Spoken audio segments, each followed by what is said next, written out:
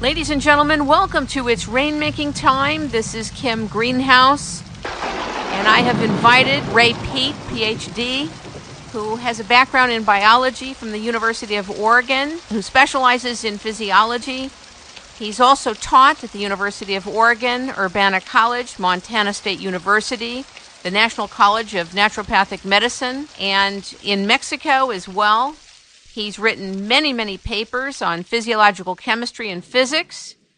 His key idea is that energy and structure are interdependent at every level.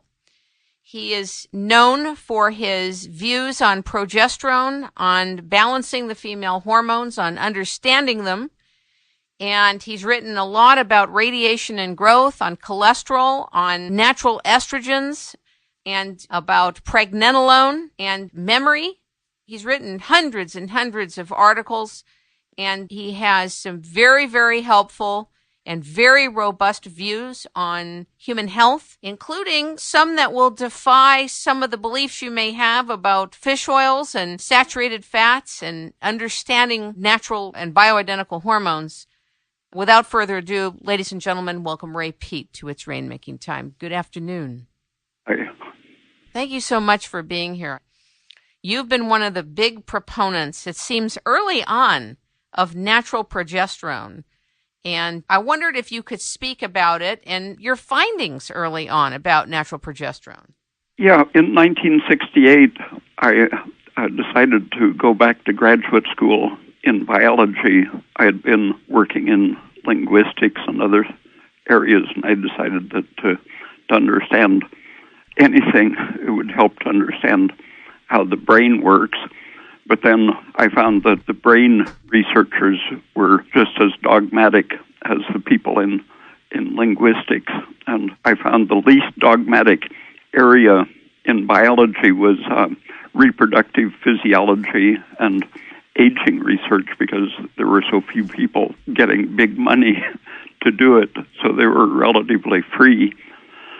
And my thesis advisor, Arnold Soderwall, had studied the effects of vitamin E on reproductive aging, and I was going to specialize on how the oxidative process changes during aging and whether that affects reproductive efficiency and so on, that decreases with aging. And it turned out that it was looking as if estrogen increased with aging, while progesterone decreased just about the time infertility sets in. And that was contrary to all of the textbooks, but being an actual scientist, Soderwall said, if it's repeatable, go ahead and do it. And in any of the other areas of biology, like in nerve biology, if I would observe something that seemed to violate the textbook description of what a cell is, professor would just pretend he hadn't seen it, because they were getting their funding to develop a certain line of thinking. But since there was so little money put into reproduction and aging, actual science was allowed to go ahead. And other people working in the same lab eventually did the same kind of tests and found that in various situations the tissues of other animals actually increased their estrogen content with aging. But since progesterone is decreasing, progesterone happens to be what inhibits the formation of estrogen inside cells all through the body. And if you don't have very much progesterone, the estrogen goes on being synthesized, but it can't escape from the cell into the bloodstream where it could be excreted from the body. So while the body is actually loading up inside the cells with estrogen when there's a progesterone deficiency, the blood shows a very low level of estrogen because it can't leave the cell. It needs things such as progesterone to loosen it from the binding proteins called receptors in the cells. So seeing that the estrogen excess causes a wasting of oxygen in the tissues that basically suffocates the embryo that's trying to implant and grow, so it prevents pregnancy. And that explains how the birth control pill works. It creates an excess of estrogen in the tissues, suffocating the fertilized egg and preventing its implantation and growth. And when you look at stress, malnutrition, and various stressors that decrease your thyroid and progesterone production, have that same effect as aging or taking an estrogen supplement. It leads to the progressive increase of estrogen inside cells, along with all of the associated things caused by high estrogen. And that creates effectively an oxygen deficiency, which leads to progressive loss of all of the differentiated functions. I imagine that during the time at which you were talking about this and writing about it, that when Dr. John Lee came around, that you got a lot of confirmation. Yeah, I used to give talks to medical groups. There were organizations of orthomolecular doctors all up and down the West Coast. And I think it was the second time that I talked to his group in, I think it was the San Francisco area. I noticed one of the doctors actually seemed to wake up and pay attention, and that was John Lee. The others just couldn't hear anything that said estrogen wasn't the female hormone that decreases at menopause. He got heavily attacked when he came out with what you were proposing and what you saw as an observation with that kind of discovery, and I think he kind of front-runned it in the public domain, even though you were out there for years talking about it. Oddly enough, we lost him at a very young age. My question to you is, the orthomolecular focus, the anti-aging focus, the optimization focus now, like the Life Extension Foundation, which tests for a lot of different things. I'm a member of their organization, and I like it that you can order your own blood tests and that you can be more in charge of your health. But DHEA has been around forever. It's in our bodies, and a lot of women are supplementing with progesterone now and also adding a little bit of DHEA. And even though DHEA can convert to testosterone and to estrogen, on low levels, women are using it. What do you think about it?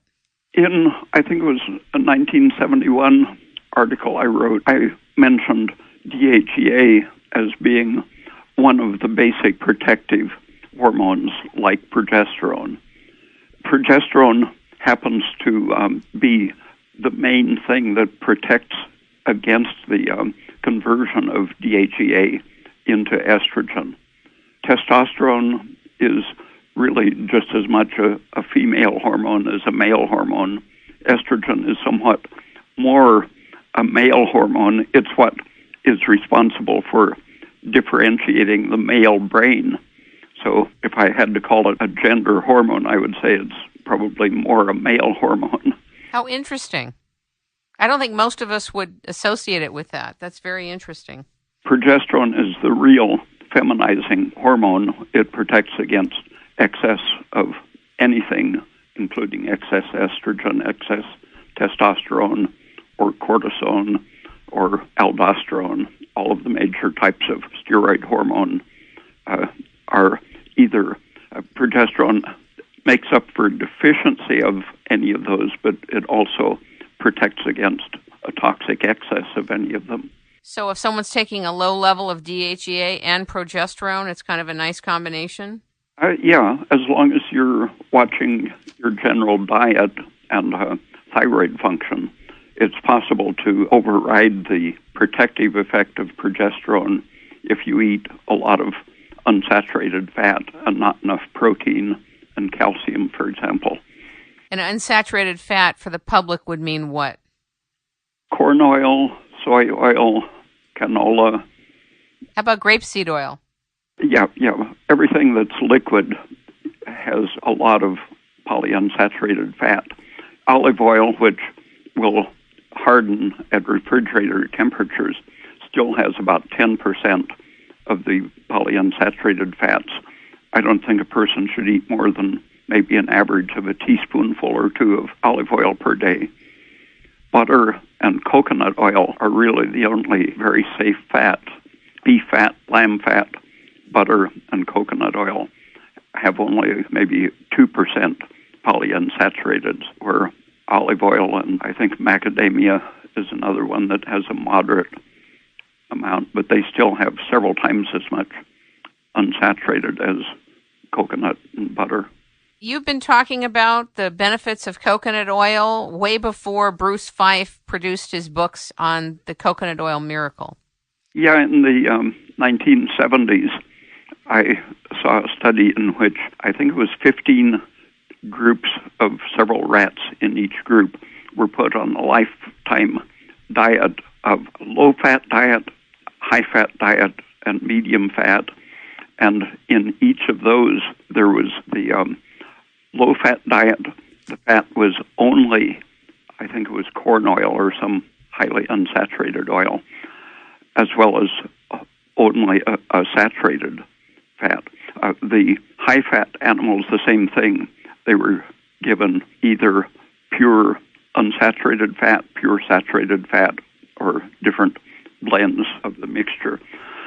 And at the end of their life, their tissues were analyzed, and the obese animals were the ones which had the high ratio of unsaturated to saturated fat.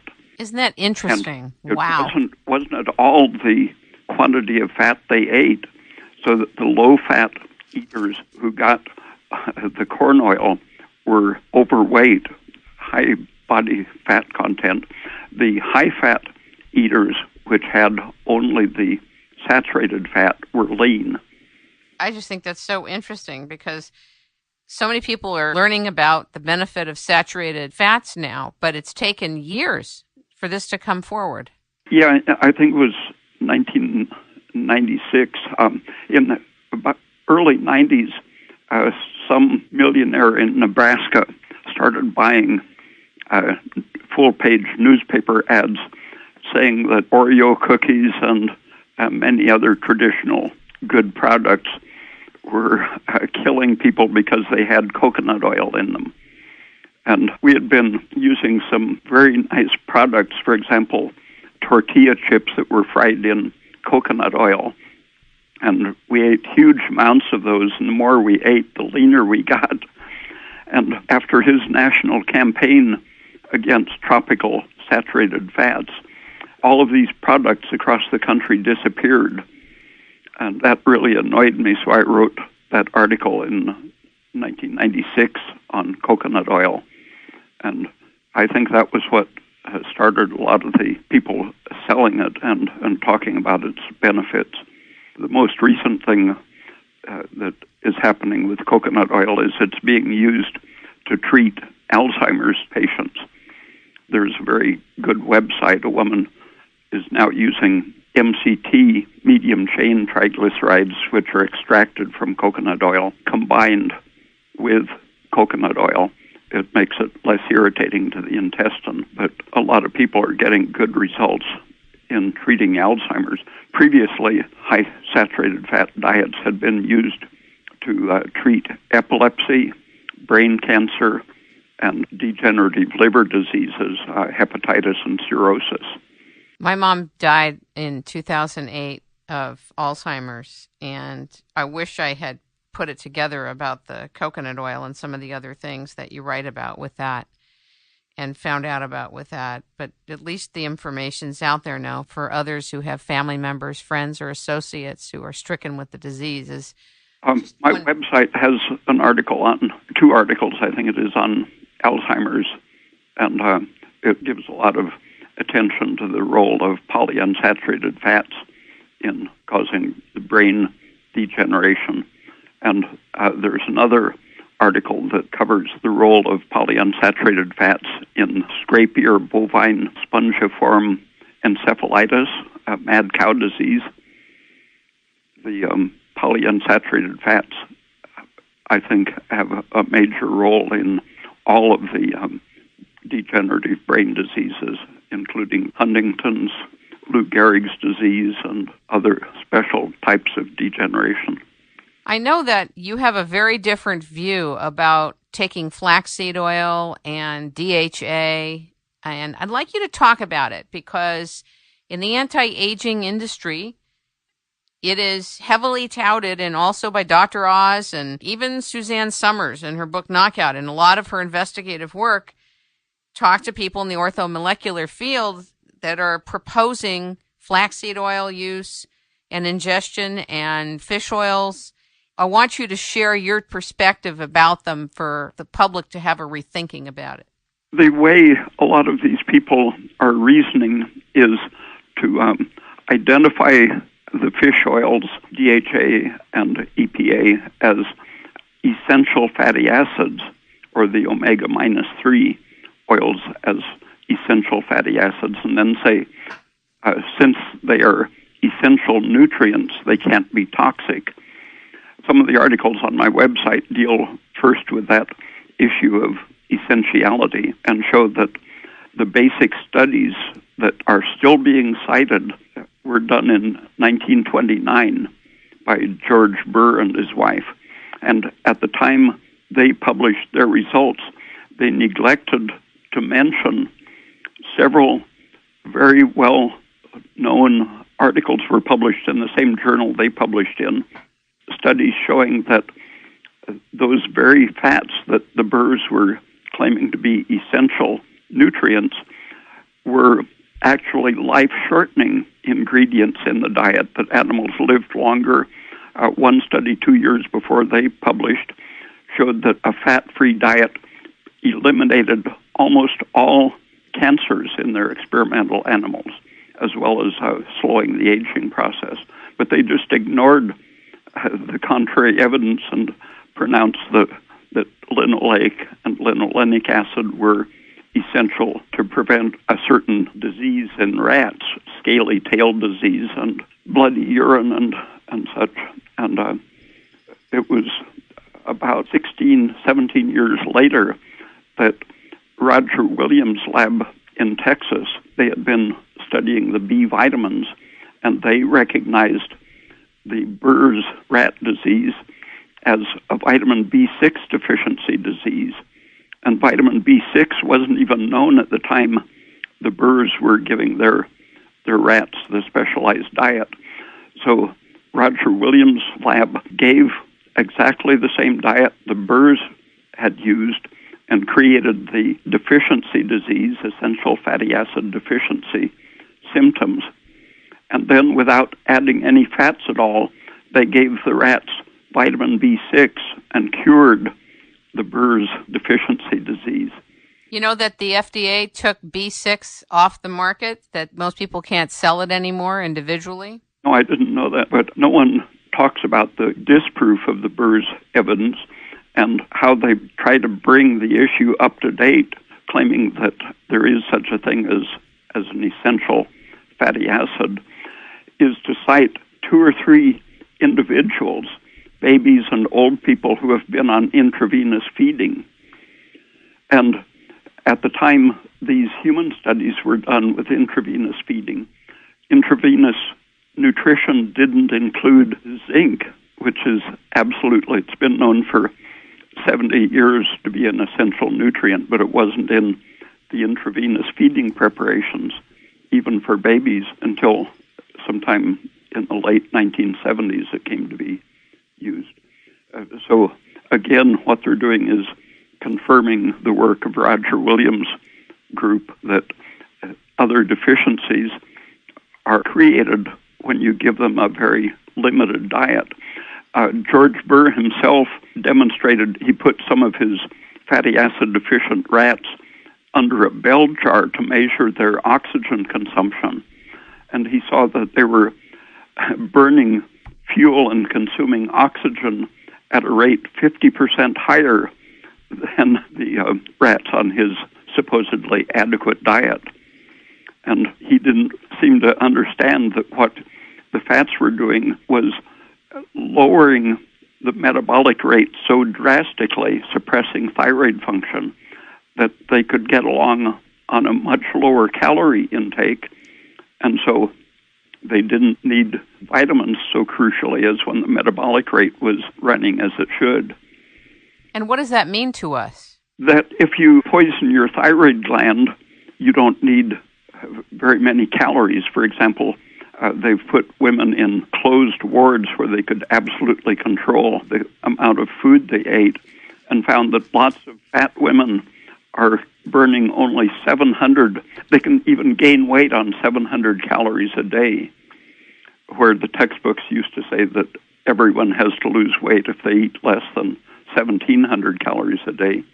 Many women, even this was about 30 years ago that they did the tests, they found that many overweight women were burning probably about 35% as much fuel as they should at a normal metabolic rate.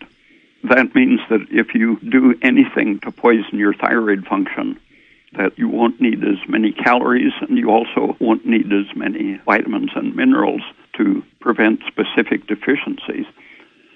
And polyunsaturated fats happen to be very general and effective blockers of thyroid function. A whole series of papers was published in French Annals of Endocrinology showing that the secretion of the thyroid gland is inhibited by the polyunsaturated fats. The ability of transport proteins in the blood to carry thyroid hormone was blocked by these same unsaturated fats. And the more unsaturated, the more perfect the blocking. So that if they had 3 or 4 double bonds, they almost completely blocked the ability of the protein to carry thyroid. And also at the various levels inside the cell, if the cell managed to receive some thyroid hormone, the polyunsaturated fats would block the ability of the cell to respond to it. So at every conceivable level of thyroid function, polyunsaturated fats are lowering the ability of the thyroid to maintain normal respiratory rate, thus leading to all the consequences of increasing estrogen, decreasing progesterone, accumulating fat, and the fat cells become a major factory for making more estrogen. All of the degenerative processes increase as the oxidative metabolism decreases. Production of free radicals from the unsaturated fat increases when good energy isn't being produced. Why do you think it is that the orthomolecular specialists and much of the industry is touting flaxseed oil and fish oils as brain food then? What's the misfire here? Oh, well, if you grind up someone's brain, you find that it's full of chicken fat and fish oil-like stuff. It reflects exactly what we've been eating. So if you feed pigs a good diet of cheese and apples and whey and so on, their fats will be pretty much like butter fat. Cows can eat a lot of unsaturated fats because they have a rumen that detoxifies it. And so a calf's brain, when it's born, all of its tissues are deficient, so-called, in the essential fatty acids because the rumen is destroying the essential fatty acids before they get to the tissues. But animals like pigs and chickens and fish, everyone who doesn't have a rumen, their tissues will reflect pretty much exactly the composition of the fats in what they eat. So it turns out that the brain being composed more of fat than of any other substance, it will have a very high concentration of these unsaturated fats that the person has been eating. But why do they call it brain food? I don't mean lodged in the brain, but why do they call it like it's really good for your brain? Why? Well, a group in France that believes that just about 3 years ago, I think it was, decided to put electrodes on pregnant women to measure the fetus's response to various sounds that they could detect. And so they found that they could train the baby before it was born to respond to different sounds. And so they said, we'll demonstrate that DHA and EPA are brain food, improving the quality of the brain by doing measurements of the ability to learn of the fetus. And they found exactly what they hadn't expected, that the brain learning response was retarded in proportion to the mother's consumption of the fish fat type of highly unsaturated fats. And after the babies were born, in fact, they were underdeveloped, including the brain, which was exactly what animal experimenters had demonstrated way back in the 1970s, that when pregnant mice were put on a diet of either highly unsaturated vegetable oil or saturated fat, with mice they could grind up their brains and weigh them and so on. And the babies that were exposed to the high prenatal diet of unsaturated fats had smaller brains, and they didn't learn as well as the babies that had been exposed to saturated fats. So both in the recent studies in humans and the old studies in animals show that the polyunsaturated fats retard brain development both in function and in actual size. Studies back in the 1960s and 70s also showed that sugar and progesterone are factors that increase brain growth, development, and learning ability. Did you say sugar and progesterone? Yeah, for example, Zamenhof was the person who found that a chicken's brain, the embryo's brain, grew rapidly as long as there was still glucose present inside the egg. And he found that the brain stopped growing as soon as the supply of glucose in the egg ran out, even though there was still a lot of energy food, the polyunsaturated fat or saturated fat, there was still enough for the body to keep growing, but the brain stopped when the glucose ran out. So at that number of days of development, he would open the eggshell and inject a little bit of glucose or other food that was equivalent to glucose, and showed that it didn't affect the body size very much because all chickens had enough fat in the egg for their body to grow, but the brains kept growing because of the added glucose to the egg. And the chickens were born with uniquely large brains for a chicken, and they were smarter than ordinary chickens. How do we process what you just said? Because it can be confusing for us. Obstetricians, as recently as old people that I knew, old doctors in the 1970s, were still aware of the fact that their so-called diabetic mothers very often had extremely precocious babies. I talked to one woman who was told to go on a reducing diet because her previous pregnancy she had very high blood sugar. And I asked her how that baby had turned out. She said, he taught himself to read when he was 2 years old. And she said when he was 4, he was already wearing adult hat sizes, which is basically an extension of what Zamenhof demonstrated with chicken embryo development. Sugar is the limiting factor usually in brain development.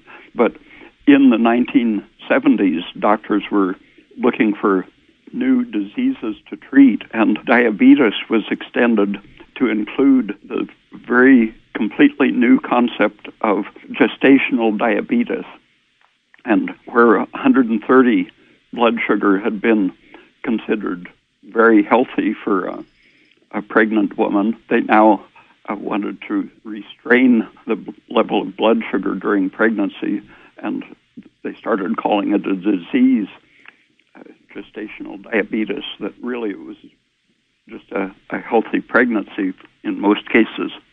So what is your take about, I'm trying to get to, I guess, your final take on flaxseed oil and DHA, which is that these, quote, essential fatty acids are not necessary and are not useful. Is that what you're saying? I've been asking people for I guess, about 40 years now for what the evidence is for the essentiality of any of these fats. And those very odd few studies are the only things anyone has ever mentioned to me. So essential fatty acids are unsaturated oils, correct? That's what they say, but I have never seen any evidence that convinced me that they had proved that they are essential. For example, they say you need them to make membranes, but you can grow cells in a culture dish in a completely fat-free mixture. And so the cells divide and act like normal cells, but there's no fat being added, so it can't be essential for making membranes. So obviously it was miscategorized or misnamed or misrepresented. Well, the Burrs, I think it was basic incompetence that they didn't deal with the contrary evidence. They just simply ignored several very good and important studies and announced that their study had defined the essentiality of a nutrient, which other studies had denied, and presented very good contradictory evidence. So when you look at the particular studies that are used as the basis for saying that they are essential, those studies definitely don't do it. So I'm still waiting for someone to show me evidence that these fats are essential. I take it you have your coconut oil every day, right? Not every day, but when I think of it. Are there certain things that you take every day? Yeah, milk. I try to keep my calcium intake high. Calcium and thyroid are very closely connected. The thyroid and the parathyroid hormone not only live in the same part of your body, but they're very closely interacting. A hypothyroid person tends to have hyperactive parathyroid function. And the parathyroid dissolves the bones and tends to put calcium in places where it doesn't belong. When you aren't eating enough calcium to suppress the parathyroid hormone, then your body draws calcium out of the bones to make up for it. And so chronic low intake of calcium or low thyroid function will eventually make your bones weaker and weaker as you age. What do you eat to get your calcium? How do you get your calcium? Milk and cheese, mostly. Any particular amount? Yeah, I used to, I think, average about a gallon of milk a day, but over the decades, I think I'm now averaging maybe just a little over 2 quarts with some cheese. Yeah, the milk is really pasteurized now and homogenized and really changed, let alone what's happening with the cows and what they're doing to the cows to get the milk now. It's a whole new world, isn't it? Yeah, but when you look at all of the other changes in food supply in the United States, the other things are, I think, almost invariably they're riskier than the processed milk. What are you thinking about, the radiation? Yeah, and even with organic foods, you have the natural toxicants in the foods, but then the average supermarket food has been exposed to a lot of processing chemicals. For example, I advocate having a lot of gelatin if you're a meat eater. In the Orient and Latin America, chicken foot soup is a way people get extra gelatin. But it turns out in the United States, the chickens have to be processed with a chlorine-based antiseptic foot bath before they're slaughtered. So the American supply of chicken feet is almost always contaminated with a chemical solution. A lot of chemicals show up in the food supply that don't have to be listed on the label as processing agents somewhere along the line. So how do we get gelatin? What's another way we can get gelatin? Is there a certain type of gelatin? Yeah, if you buy the tough and bony cuts, like a lamb shoulder chop will have a lot more gelatin than a regular lamb roast or lamb chop of the more expensive kind. And oxtail soup is extremely rich in gelatin. Does it have to be from an animal? Yeah, gelatin only comes from an animal. And if you are not going to eat the meat, then the egg and milk, they don't have the virtues of gelatin, but they do have such a high concentration of other nutrients that you can get a balance of nutrients if you combine fruits and vegetables with the milk, eggs, and cheese. Let's talk a little bit about pregnenolone. This is a really important supplement that you've been talking about and writing about for years, and it's also part of the orthomolecular array of supplements that people can take. You've been talking about it for so many years. I want you to share with the audience about pregnenolone. I just sort of accidentally discovered its value, and that started me reading about it. I had been experimenting how best to assimilate a supplement of progesterone and DHEA, and so I was trying all of the steroids that I had at hand in different solvents, and vitamin E worked very well for DHEA and progesterone, but it didn't seem to dissolve very much of the pregnenolone. And so I had a bottle of vitamin E that I was using just to use it up as a supplement. And during a trip of a few weeks, I started getting sick and went back and was so sick I was staying in bed for, I guess, a few weeks before it occurred to me that the only thing different on that trip was that I had not had my little bottle of vitamin E with me. And I thought, could it be that that E had retained some of the pregnenolone that I had stirred into it? And so I got up and took just a pinch of plain pregnenolone powder. And in about 30 or 40 minutes, all of my symptoms had disappeared. That was 1984. And since then, the symptoms have never returned.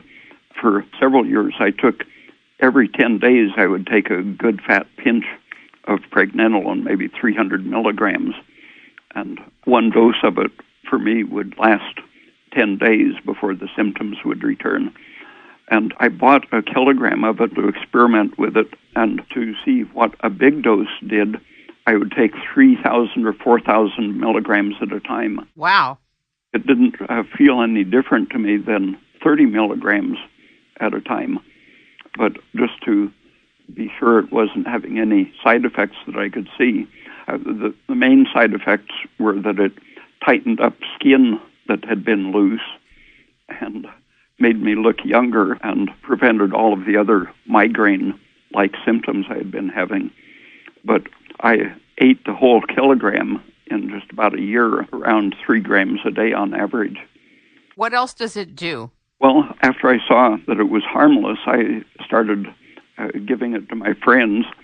One friend who was 82 or so at the time was purple when I visited him at a high-altitude town in Mexico, and all of his functions were slow. He had trouble even standing up and was panting from emphysema, professionally diagnosed emphysema, and all of his tissues were starved for oxygen. I gave him probably an average of 500 milligrams a day for a week or two, and when I came back, I think it was just 2 weeks later, his skin color was normal. His office was upstairs, a very steep climb on the stairs to get to his office every day. He took me to his office and then insisted on walking around the city, showing me various projects that he had, where he had hardly been able to stand up 2 weeks before. He was now making me pant with the exertion. So for audiences that are listening to you, talk about it, if you can now, much more directly. What does it do? What does it offer? I saw it doing things like that, just immediately curing emphysema in his case, and several other very quick things like bulgy eyeballs from so-called Graves' disease that retracted so the person could close her eyelids in just a couple of hours. Those changes were so fast, I started trying to understand what was happening. It definitely wasn't an ordinary hormone effect. It seemed to be, in effect, causing swollen tissues, waterlogged tissues, to be able to release the water that was causing the lining of the lung to be thickened and closed up, and cause the tissue behind the eyeballs to be waterlogged and swollen, so that just like squeezing a sponge, they could release the water that was causing the malfunction. And the slack skin that I saw in myself and a few other people, one man said when he had a heaping teaspoon of pregnenolone, he woke up the next morning looking like he had had a facelift. That, I think, is the same thing. The connective tissues of the body, whether in the lungs or the tissue around the eye socket or the fascia that keeps the skin together, all of those tissues tend to become inert and waterlogged when they're deprived of energy and nutrients, and they are under the influence of estrogen. Sometimes they're producing estrogen, but they're unable to use oxygen efficiently. The cells actually develop a smooth muscle-like function where they had been apparently nothing but a fibroblast connective tissue cell. They now contract and return to their normal conformation. What do you suggest if women are on progesterone already? Can they also take pregnenolone, and can men take pregnenolone as well? Or does it depend what other hormones you're taking, or does it convert to anything else? How does it work? I tested a large amount of progesterone, various amounts on myself, and found that just like Hans Selye had accidentally found out that a large dose of progesterone is an anesthetic, it has an effect sort of like alcohol. It can completely anesthetize you. You're talking about progesterone. Progesterone, now. yes. Okay. Don't want to overdose on that. But it does have many of the same protective effects, for example, in emphysema and any edematous tissue. Progesterone is one of the factors that will restore function to the tissues. But since pregnenolone doesn't have any of those anesthetic actions, you can take any amount of pregnenolone without any harmful side effects, where you should limit your progesterone, dosing it gradually just until the symptoms disappear. I take 200 milligrams of progesterone before I sleep. Yeah, that's the sedative effect. It's fantastico. Now, pregnenolone is also known as being really good for your brain. Studies during the Second World War showed that when people were working in a bayonet factory, they were getting paid per bayonet. And one group was given just a moderate supplement of pregnenolone every day. The others had a placebo. And then they would switch the groups, and they found that the groups who were getting the supplement without knowing it, they simply produced more pieces per day and made more money. It made them able to cope with boring, repetitive work and work more efficiently. A couple of times I saw men who were not quite suicidal but extremely depressed talking about quitting their job and just giving up. And they both happened to be sitting in a dark corner of the room with a glass of wine, wanting to retreat, even within the room as well as from life in general. And thinking about the old bayonet studies and such, I put a pinch of pregnenolone on their wine, and within about 15 minutes, in both cases, they were grinning and talking about projects and went back to work and were just as happy as they could ever be. So it must do something to the brain, too. It's supposed to be very good for the brain. Yeah, but progesterone has those same effects. So why isn't pregnenolone and progesterone considered kind of a motherlode of hormones? Well, they're the basic protective steroid hormones. When everything is going well, when you haven't been poisoned with fish oil and chicken fat and so on, you make those at a high rate. By the time a person is 35 or 40, the body is becoming pretty soaked in those unsaturated fats. In animal studies, if you look what happens to various animals, when they're fed a diet lacking linolenic acid and DHA and EPA, for example, they make more progesterone, more testosterone. How interesting. It's like they stay in the puberty stage just for being deficient in the so-called essential fatty acids. It's the direct opposite of what we're being told. How fascinating. Do you want to speak at all about memory? Yeah. Progesterone and pregnenolone, obviously, since they improve mood and all of the body functions, there have been a lot of studies showing that they improve all mental functions, including memory. Katharina Dalton, in her early book on premenstrual syndrome, showed that high estrogen impaired brain functions, and progesterone prevented those and restored brain functions so that women could do math, for example, as well as men, and didn't have the mental problems that commonly come with both menopause and premenstrual syndrome. The effect of estrogen on the brain is to excite it very much the way cocaine does. It activates some of the same enzymes. And if you increase that, just like overdosing on cocaine, overdosing on estrogen causes epileptic seizures and mania and other processes of excess excitation. Progesterone at one extreme is anesthetic, but in its normal range of functioning, it produces calmness and prevents those extremes of excitation. And that's the sort of mental process that is good for calm, long-range memory. The thyroid, by raising the body temperature and increasing progesterone, the two of them work together to stabilize the body temperature at a high point where estrogen lowers the body temperature. Thyroid and progesterone reinforce each other. Each one increases the other if they aren't poisoned with unsaturated fats, for example. And raising the body temperature and the available energy to brain cells, they improve all kinds of mental functioning. That's why you can see demented people in just a matter of days become completely normal. With pregnenolone? Well, thyroid, progesterone, pregnenolone, all of them, or any of them, I've seen it happen.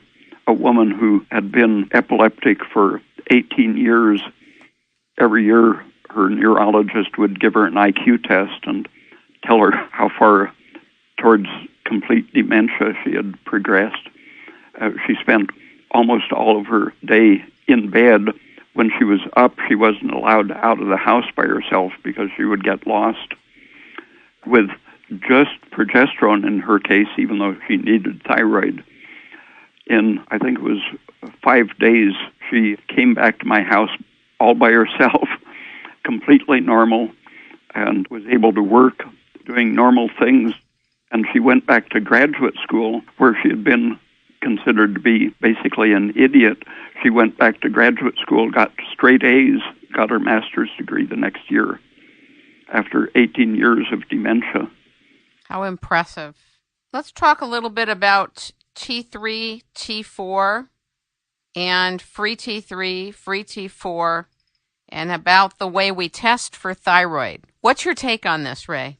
Well, first, the whole idea of a free hormone, it means something, but when you start applying it as if it was really a physical reality, people get confused and start thinking about membranes and barriers and things that don't really have anything to do with reality. But the test that they call the free T3 test does correspond fairly well to functions, but I just don't pay much attention to it because the function is what you should be attending to rather than a blood test that, even though it's right 90% of the time, sometimes it isn't right because other things are interfering. To interpret the free T3, you still have to really know what the reverse T3 is because that can interfere with it. And high T4 in itself can interfere at a certain point with the T3. They can compete for the same functions. And of the blood tests that people ordinarily do, I think the TSH is useful. I pretty much go by a study that found that a population that had the lowest incidence of thyroid cancer had a TSH of 0.4 and below, where people are often still claiming that if you have a 2.0 TSH, you're normal. But I think there is good evidence that health improves when you lower the TSH down to somewhere in that range, less than 0.4. And what do you think about the thyroid medication that's out there, Armour versus the synthetics, Cytomel? What's your take on that? The first time I ran into problems with thyroid supplements was when I was teaching at the Naturopath College. A woman went to the university hospital in a coma, and her history had been that she was somewhat hypothyroid, and so they gave her a T4 thyroxine supplement, 1 grain, and she got worse, so they gave her 2 grains equivalent, which I think was 200 micrograms, and they kept increasing it as she got worse, and at the point of 500 micrograms of thyroxine, she was in a coma and in the hospital. I'm sorry, it's not funny, but it makes me laugh. They gave her intravenous T3, and she came right out of the coma. And that started me paying attention to women who were, most of them were getting Synthroid, just a pure thyroxine supplement. That's what my mother got. Several of them described their symptoms getting worse as they increased the dose. Some of them described strange noises in their heads or strange body sensations that sometimes happen in hypothyroid people. And so I read pretty thoroughly the animal research on T3 and saw that the brain, regardless of what is happening in your bloodstream, the brain usually keeps a ratio of 1-to-1 T4 to T3, even though the bloodstream might have 40 or 50 times more T4 than T3. The brain requires practically equal amounts to function, and an experimenter took slices of brain tissue in a dish, measuring their oxygen consumption, and showed that when thyroxine was added to the slice, the oxygen consumption decreased, which is exactly the opposite of what T3 does when it's added to a tissue. So this is apparently what happens when someone goes into a coma while taking huge doses of thyroxine or starts hallucinating when they're increasing their plain T4 dose. It's reaching such a concentration that the brain can no longer maintain its 1-to-1 ratio of T4 to T3. And so it's actually displacing the T3 and causing hypothyroid symptoms because T3 is the active hormone. What does that mean? That most of us who are hypothyroid should be looking at something like, instead of Armour thyroid, like a Cytomel, or what? Well, the trouble with Cytomel is that it's very fast-acting. For example, if I'm writing and I can't remember someone's name, I'll pick up a 5-microgram chip of Cytomel and chew it up, and in about 3 or 4 or 5 minutes, I can remember anyone's name that I want to. Almost instantaneous when you chew it. It peaks after an hour and a half and starts down. When I took my whole day's allotment of, I think it was 25 micrograms of Cytomel in the morning, by sunset, after doing that for a few weeks, by sunset I was having hypothyroid arrhythmia. My heart would stop every 6 seconds or so for about a second or two too long. And when it would start doing that, it reminded me of several old people that I knew who had that kind of arrhythmia, a pause of a few seconds every several seconds. I found that just by chewing up a 10 microgram Cytomel, my heart rhythm would immediately be restored. A thyroid supplement had the same effect in some of my old friends. Within an hour, their pauses would quit. They would have a perfectly regular heartbeat, and if they kept that up, that would cure their circulatory problems for foot gangrene and various other problems that simply resulted from hypothyroid, poor circulation. What do you think of Armour Thyroid? Well, I once bought a barrel of the powder, and it was very good stuff. It was the standard for all of the definitions of how thyroid works from about 1910 on. But in the late 80s or early 90s, I think it was Revlon company that bought the company from Armour, and then it went through a couple of sales each time, increasing the price. But with the final owner, they decided to process the material more than the Armour company had ever done. The Armour company tested every batch, whether it was beef or pork, glandular, or a mixture.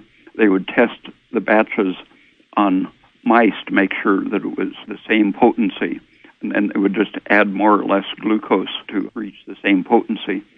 But the new company decided to market calcitonin, extracting it from the material. So now they kept selling it as Armour Thyroid, but it was Armour Thyroid minus thyrocalcitonin. And then they started adding different binders. At one point, they were using a polymer, I think they called it Explotab, that was supposed to make the tablet dissolve instantly when it hit water. And that was how the FDA had them demonstrate that in the presence of water, the polymer would basically puff up and release the glandular material immediately. But at the acidic pH of the stomach, the polymer failed to expand. And I talked to several people who found the pills weren't having any effect on them, and they found the undigested pills had passed through their intestine unharmed. But they've gone through so many changes, I haven't kept up with the changes, and so I don't know. Several people have remarked that for about a year it tasted like rotten meat. So what do you suggest people do now? What kind of thyroid should they be taking? If you mix Cytomel and a thyroxine product, for example, according to your own needs, a doctor can prescribe whatever is convenient. And some people find that a 2-to-1 ratio is practical, because if you took only Cytomel, you would have to take a little bit several times during the day to avoid that effect of the short lifetime of the T3. And to get the right mixture sometimes takes quite a while. But usually anything in the range of 4-to-1 to 2-to-1 is practical. If you take the T4 mainly at bedtime, it helps to hold your TSH down and reduce some of the nighttime stress symptoms. If you get your ratio, whatever the doctor prescribes, T4 to T3 in a ratio of maybe 4-to-1 or 2-to-1. 4-to-1 or 2-to-1 meaning Cytomel? No, Cytomel is the smaller number. Okay, very good. For example, each dose shouldn't contain much more than maybe 10 micrograms of Cytomel. So if you're going to take, say, 10 micrograms of Cytomel and 40 micrograms of T4, then you should break it so that each dose doesn't give you much more than 10 micrograms of T3.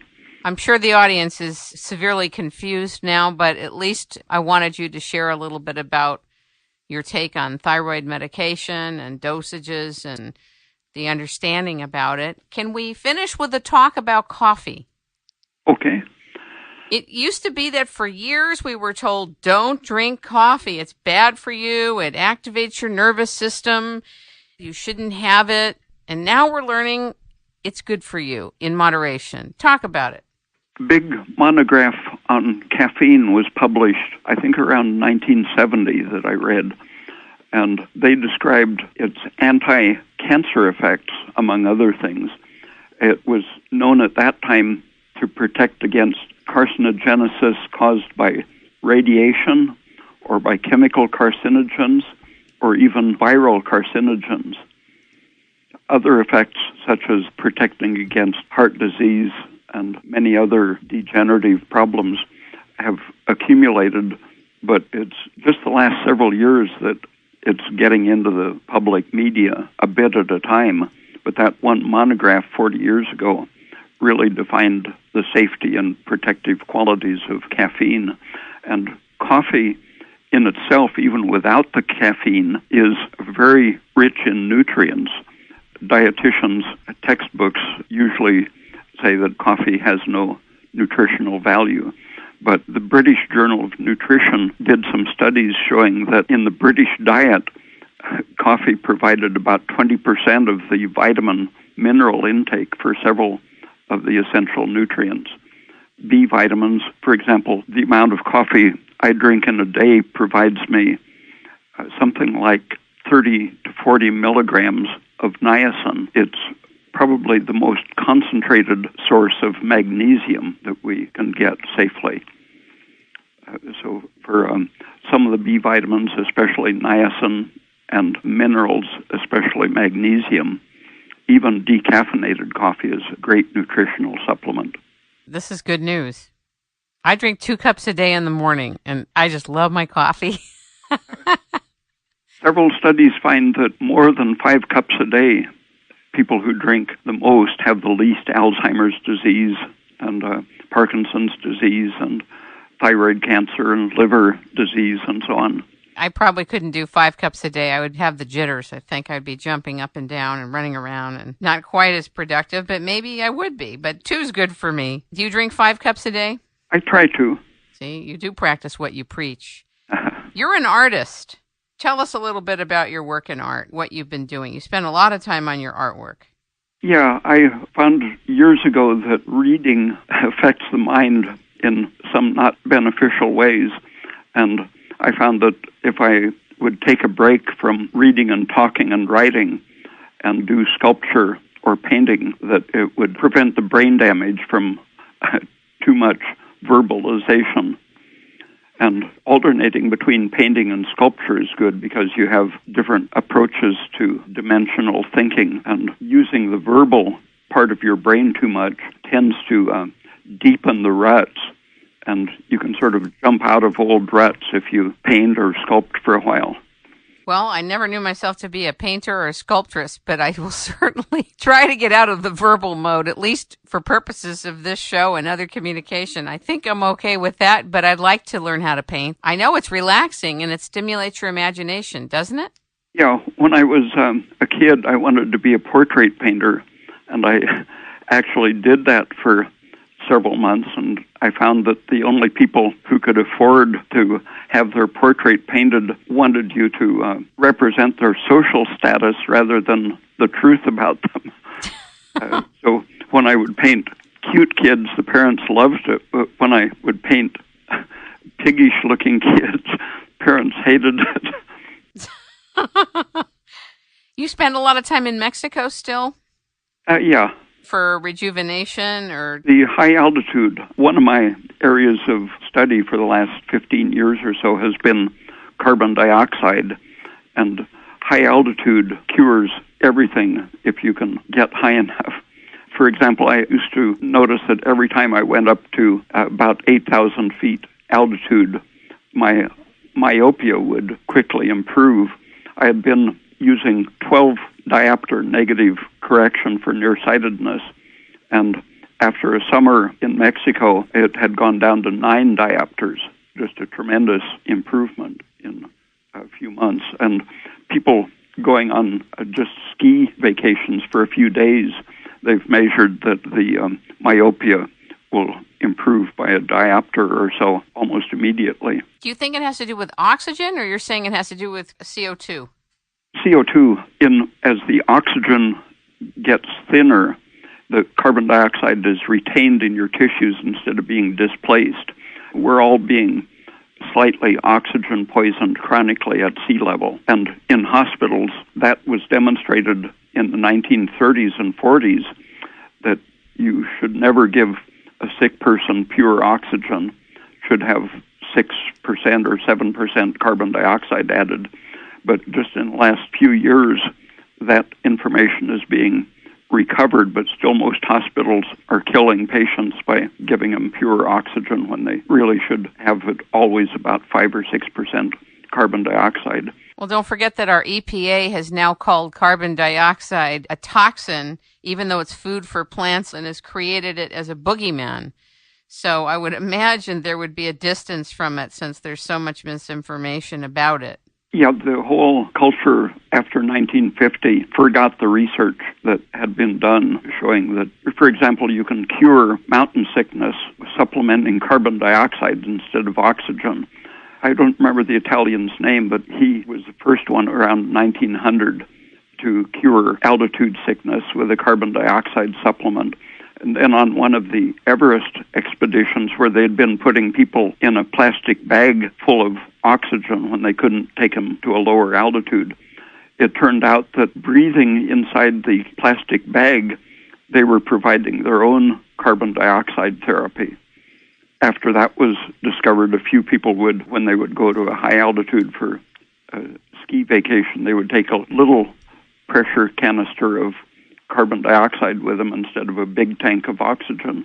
How interesting. I actually interviewed the founder of the Everest Peace Project, and I think I'm going to pass that on to him. Yeah, there are a few publications available now on the internet describing that.